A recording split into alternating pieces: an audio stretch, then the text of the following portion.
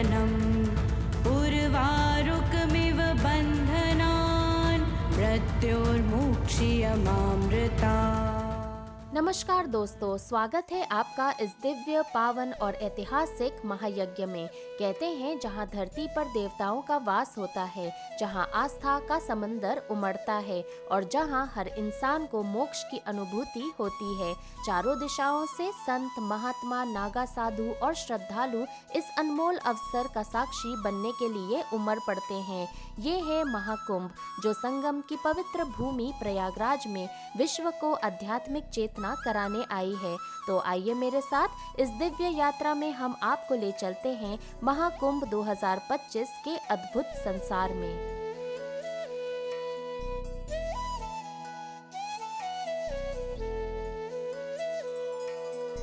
हर हर Mahadev. So guys, मैं हूँ यहाँ द कुंभ में and this is the great Kumbh, क्योंकि ये है 144 इयर्स के बाद जो कुंभ आया है, this is the one. And कभी सोचा नहीं था कि मैं यहाँ तक पहुँचूँगी, बट इतने सारे जद्दोजहद के बाद, इतने सब कुछ के बाद, कम से कम 10 किलोमीटर चलने के बाद हम फाइनली पहुँच गए हैं। एंड ये खूबसूरत नज़ारा जो आप देख रहे हैं, this is the beauty of India and this is the beauty of Mahakumbh.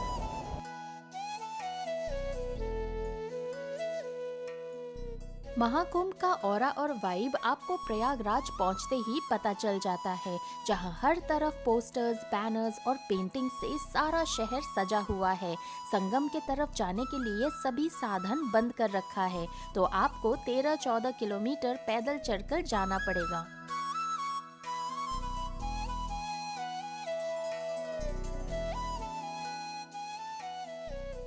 मान्यताओं के अनुसार जब समुद्र मंथन हुआ तो अमृत कलश से अमृत की कुछ बूंदें धरती के 4 स्थानों पे गिरी: हरिद्वार, प्रयागराज, उज्जैन और नासिक। और इन्हीं स्थानों पर अर्धकुंभ, पूर्ण कुंभ और महाकुंभ का आयोजन किया जाता है।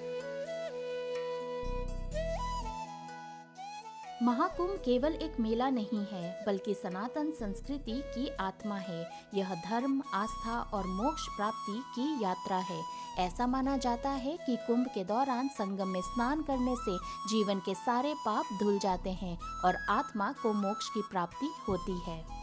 अगर आप मेरी तरह बीच संगम में जाके स्नान करना चाहते हैं तो sharing boat 240 rupees per person का है और प्राइवेट बोट करीब 5000 का मिलेगा। वुमेन्स के लिए चेंजिंग रूम फैसिलिटीज भी अवेलेबल है।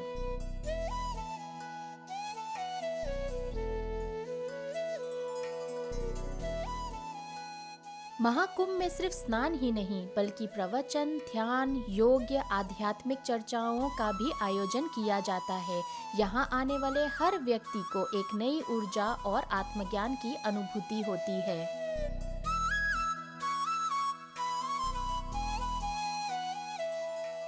यहाँ आपको बहुत कुछ देखने को मिलता है, जैसे 50 रुपीज के टिकट में डिजिटल शो, जहाँ समुद्र मंथन की कहानी और महाकुंभ का महत्व बताते हैं। यहाँ एक किला भी है, अगर टाइम मिले तो आप यहाँ भी जा सकते हैं।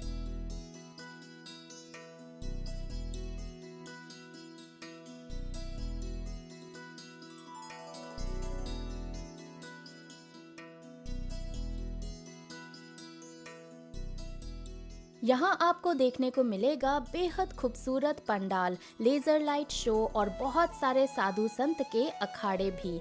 इसके अलावा आप दर्शन कर सकते हैं लेटे हुए हनुमान जी के और शामिल हो सकते हैं पवित्र गंगा आरती में।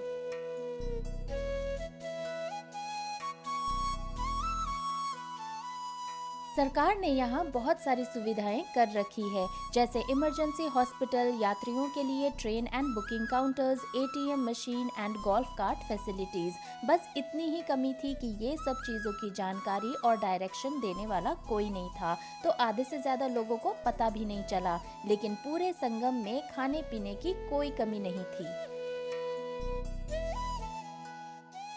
तो दोस्तों, इस अद्भुत और पावन महाकुंभ की यात्रा यहीं समाप्त होती है। अगर आपको ये व्लॉग पसंद आया हो तो इसे लाइक करें, कमेंट में अपना विचार बताएं और हमारे चैनल को सब्सक्राइब करना ना भूलें। फिर मिलेंगे किसी नई यात्रा में। तब तक के लिए हर हर महादेव, हर हर गंगे।